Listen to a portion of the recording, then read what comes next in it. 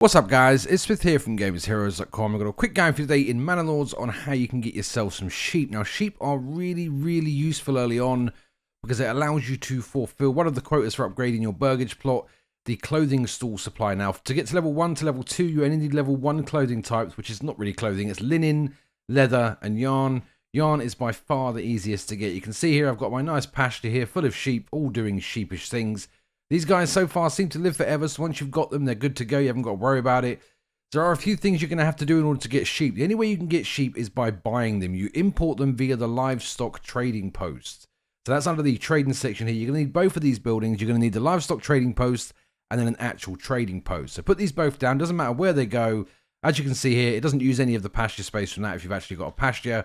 So first thing you need to do is get your trading post down. When your trading post is down, you then need to make some money. I've got more of a separate guide on trading, so do look at that if you want more in-depth stuff. But basically, simple logic, whatever you've got an abundance of in your region, you want to sell. So I've got an iron-rich deposit here, which is going to be infinite once I get the upgrade, which is this one down here. Once I've got that, which is now, I can now upgrade this, and this is going to be infinite. So for me, it makes sense to be exporting iron. So that's what I've got going on at my trading post here.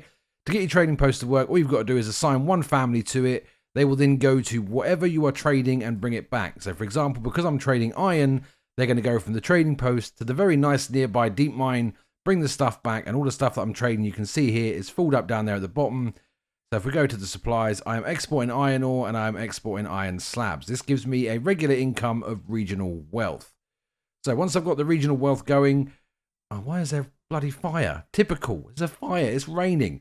Anyway, so once I've got the regional wealth coming in up here, that's when you want to activate your livestock trading post. So again, put someone on it, go to your trading, do the import. Now what you want to do with your pasture, when you build it, under farming, pasture, when you build it, it will tell you how many slots you've got here. So you can see I've got a pasture space of 50. So this one here, I've actually got a pasture space of 55. As they don't die, once you've imported enough, you're good to go.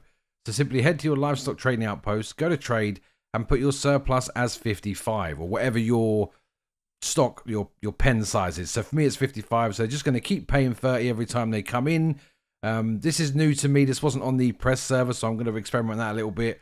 But basically what this does, it'll import sheep for 30 every time a guy comes in if you've got the money, and just over time it will fill up your pasture.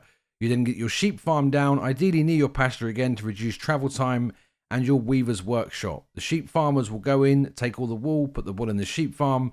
The weaver's workshop will collect the wool, turn it into yarn, eventually deposit it onto your stalls, and then you'll get the clothing stall supply requirement done for that one. So guys, nice and quick, nice and easy. Get what you need and get back to the game. If we helped you out today, do like, subscribe, we do appreciate it, and I'll see you in the next one. Take care now.